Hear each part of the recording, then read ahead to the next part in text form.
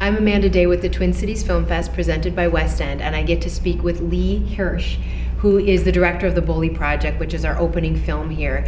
So first of all, thank you so much for being here and letting us have your film. It's fantastic to be here and a total honor to be the opening night film. I'm really excited. Thank you. I've been reading about the Bully Project in the newspaper, seeing it on news. What is it like to have something that must be a very, very personal journey for you to have made this film, to get a lot of recognition?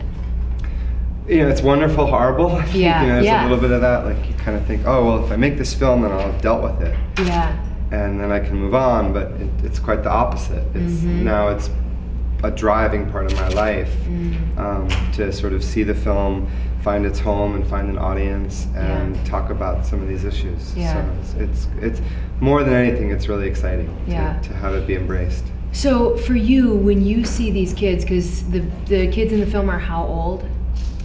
Well, the stories range from the story of very sadly an 11-year-old that took his own life, to the oldest is a 17-year-old. Okay, so as we see these kids that have been mercilessly bullied grow into adults, what kind of emotional damages and disabilities do you see them having as they enter kind of the rest of society? Well, I don't know, look around you, because I think millions of us have all been bullied, and so I think it's to varying degrees how we process it. Yeah. I can't tell you how many people have come up to me, adults, that have said, thank you for this, I was bullied too. And it's been something that I've struggled with. I think that like a lot of forms of abuse, it takes on different forms and people heal in different ways. Yeah, and sadly enough, I know there's this really strong connection between being a victim and self-shame. And you see that, when a woman is raped, there's this immediate, what did I do? And do you see that emerging in the stories, and that being a part of the reason why kids maybe don't feel they have a voice in sharing what's going on? Sure. I think that there's definitely shame.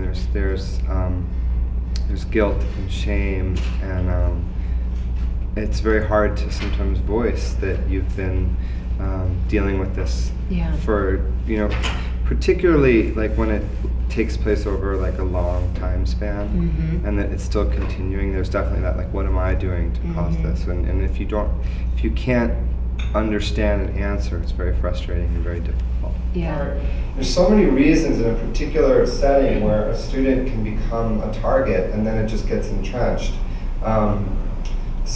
But I think in the political context, what's been very interesting is that the GLBT community has been owning this issue and has been speaking out about it for so long, and other folks haven't. And so I think what happens is that it then has become identified in this way, and that's part of, I think, the political trap that's happened. And so perhaps when the autism community starts yelling and fighting for their own in the way that the gay lesbian community is fighting for their kids, the conversation will change when all of us are sort of, everyone's saying that this is just unacceptable across the board. I'm hopeful in that regard. Hopeful. Are there signs, Lee, if you want to tackle this, or Representative, are there signs that we should be a little optimistic? Are we seeing small glimmers of change? Everybody asks, is it getting better? I think the next 16 months are going to be really difficult. I think I can't say it's getting better. I wish I could, and we're talking about it, so I think that's good and that's important.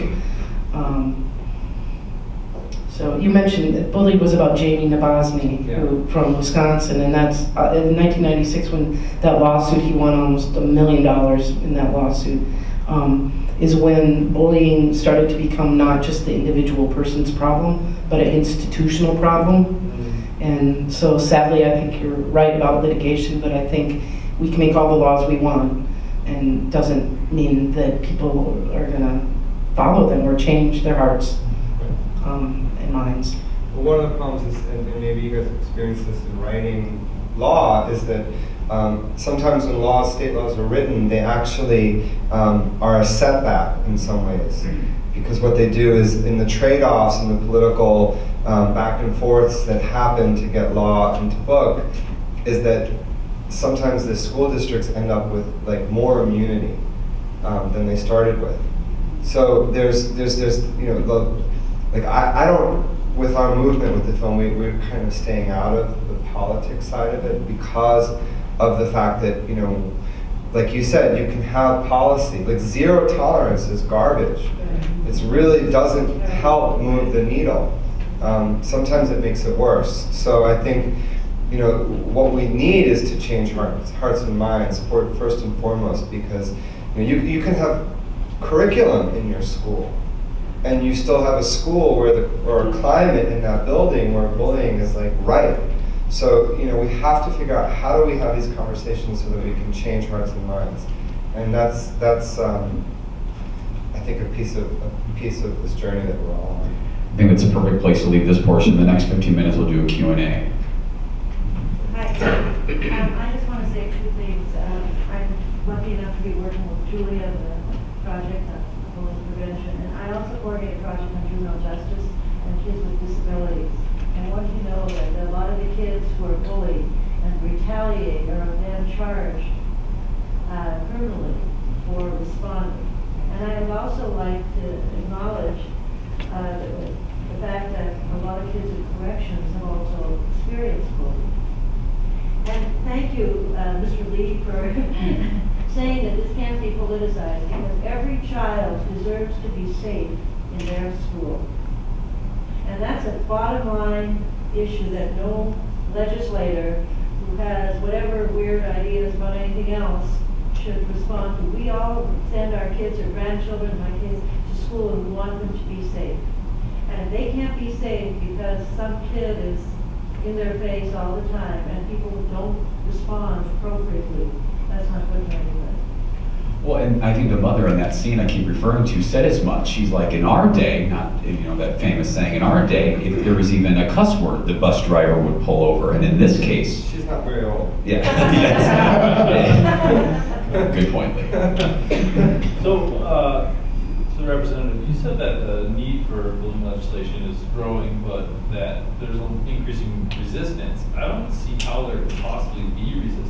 Why does there need to be specificity for GLBT or handicapped children? Why does legislation have to be specific? Isn't bullying behavior just kind of a generic thing that we could identify and intervene? Great question, because this is really one of the fundamental arguments that we get into. The technical term is enumeration. Do we have a list in law? Do we have a list in policies on the school district level that says, you know, you don't get to bully this kind of kid and this kind of kid and this kind of kid? Or what's usually presented as the alternative, don't we just say, be nice to everybody? The problem with the just generic, the be nice to everybody, let's not list things because then we don't have to talk about stuff that makes us uncomfortable, is that the bullies know where the low-hanging fruit is. And the teachers then and administrators aren't empowered to make sure that they have the authority to stand behind the kid who is being bullied. When the enumeration happens, and there's actually United States Supreme Court decisions that go to the heart of the enumeration question, they say it's that act, that listing, that gives the affirmative responsibility of protecting that class of students. So when I, as a teacher, I was a middle school teacher for 17 years, when I look at the bullying policy and I see that it says that kind of kid, and I look up and that kind of kid is being bullied in the hallway or in my classroom, I not only see that they deserve protection, but that I have an affirmative responsibility to make sure that there's a safe environment for them.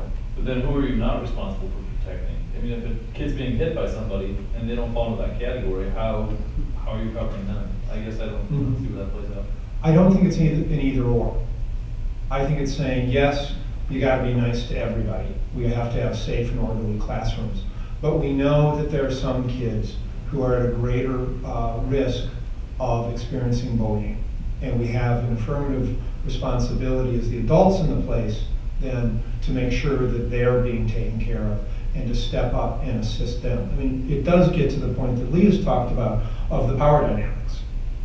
That the kid with disabilities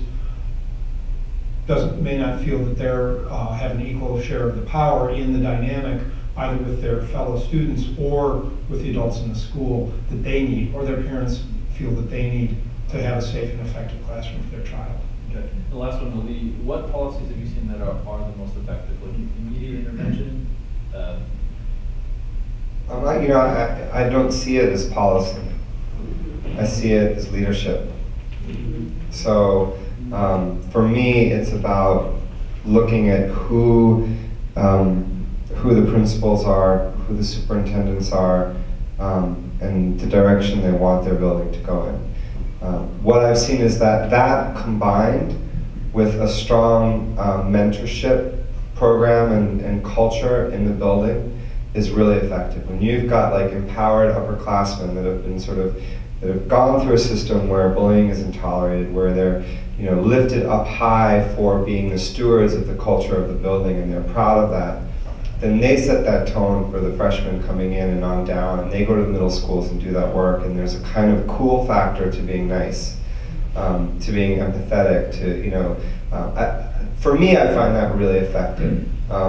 For other places, it really is different in each community, so I don't know for sure what those policies are.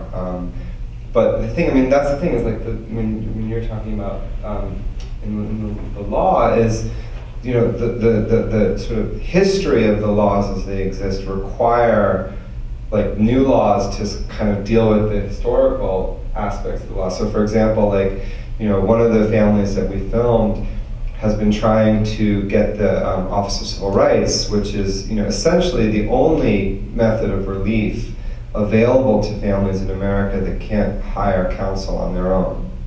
So if all you have, if the school won't respond to your claims, is to go and file with the Office of Civil Rights for them to investigate what's happening with the student in the building. However, like in the case of this particular kid, who's I believe at the time was a 7th grade, 6th grader. His thing was that he was, his moms are gay, and he's quite effeminate. He hasn't identified one way or the other, but his whole thing is he's like constantly called a fag, and this and that, and homo, and it just goes on and on and on and on and on. In order for the family to get the OCR involved, the only piece of the abuse that he experienced that they could investigate or even look at was the occasions when he was called a girl, because that was a gender piece and that fit into the law.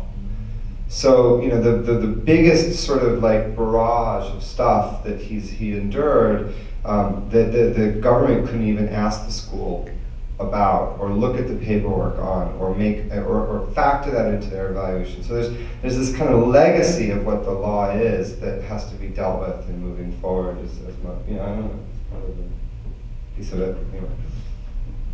Anyway.